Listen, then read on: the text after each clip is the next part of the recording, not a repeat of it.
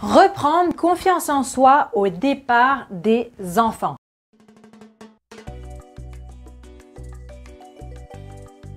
Bienvenue à vous, mesdames, mesdemoiselles, sur la chaîne Challenge ta vie. Je suis Sarah Imbert, votre coach en confiance en soi grâce à la puissance du voyage transformationnel.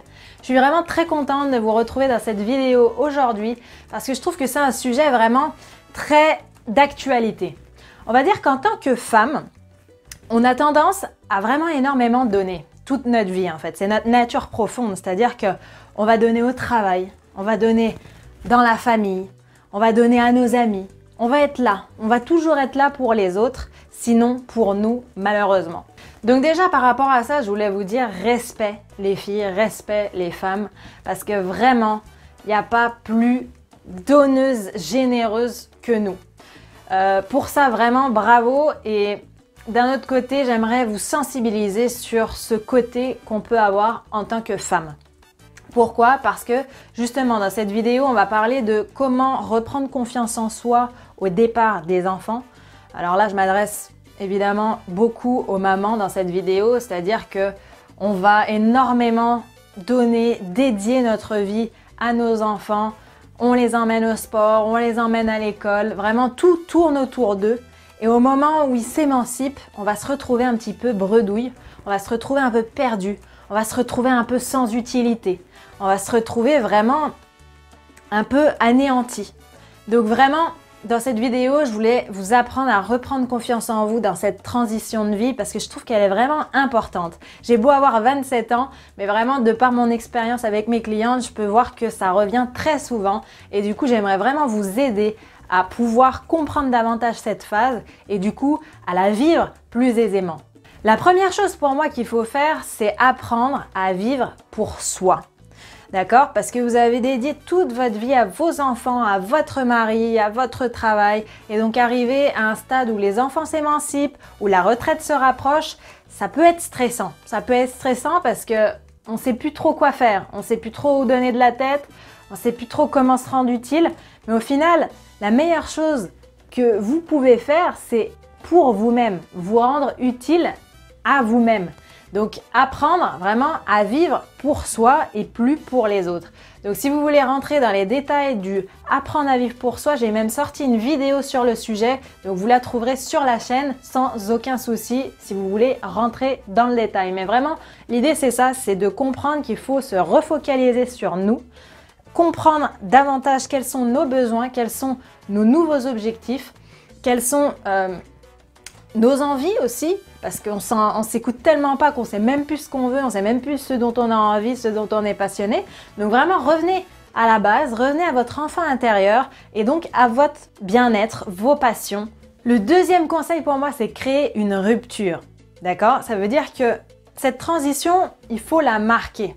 Pour votre cerveau, il faut vraiment que vous compreniez que ça y est, c'est un nouveau tournant, c'est une nouvelle page dans votre vie et vous l'avez compris, vous l'avez accepté et vous allez de l'avant pour l'honorer au maximum. Donc pour ça, par exemple, vous pouvez aller au coiffeur ou faire couper les cheveux, vraiment voilà, physiquement ou mentalement, faire quelque chose qui marque le coup, que vous le marquiez, que ce soit indélébile au niveau psychologique, que vraiment ça y est, c'est un nouveau départ, c'est une renaissance.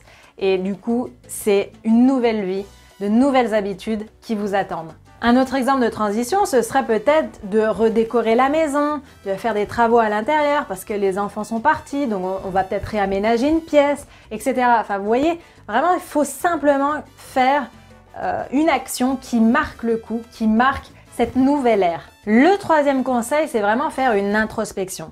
C'est prendre le temps tout simplement de se poser sur ce qui s'est passé et sur ce qu'on veut désormais.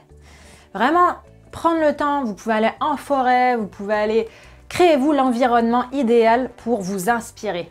D'accord? C'est-à-dire analyser un petit peu les dernières années, analyser un peu aujourd'hui où vous en êtes, qu'est-ce que vous aimeriez améliorer, est-ce que c'est peut-être votre couple qui s'est un peu noyé dans les obligations familiales, est-ce que c'est vous-même qui vous êtes noyé un peu dans les obligations familiales et du coup vous vous sentez aujourd'hui pas très reconnue, vous vous sentez pas très séduisante, voilà, vraiment réfléchir, aussi voir forcément le positif. attention, le positif de la réussite de vos enfants, de vous, votre réussite, des années de mariage auxquelles vous êtes arrivés, ou peut-être de la décision brave que vous avez prise de divorcer pour vous honorer, etc., etc.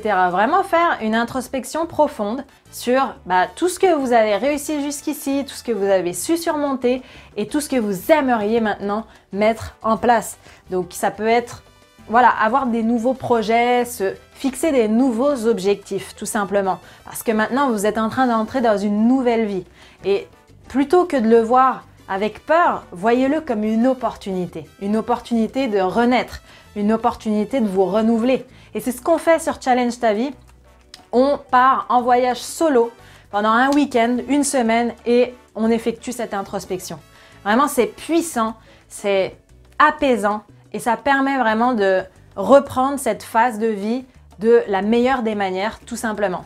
Il faut vraiment que vous compreniez qu'il va falloir vous recréer un nouveau rythme. D'accord? Un nouveau rythme avec des nouvelles activités, des choses qui vous concernent, donc qui ne concernent plus vos enfants ou votre mari ou Pierre-Paul Jacques, vraiment des choses qui vous concernent. Cette introspection aussi, elle va vous permettre vraiment de renouer avec votre enfant intérieur. Ça veut dire que des choses que vous avez toujours repoussées jusqu'ici par manque de temps, par obligation, par priorité, essayez de remonter le temps et réfléchir à tout ça. Est-ce qu'à un moment donné, vous ne vouliez pas contribuer dans une association? Est-ce que vous ne vouliez pas vous mettre à un instrument? Est-ce que vous ne vouliez pas faire un voyage? Voilà, tout ça, profitez-en, dites-vous, c'est le moment, ça y est, c'est mon moment, je peux faire ce que je veux, ce qui me plaît, ce qui me correspond, ce dont j'ai toujours eu envie.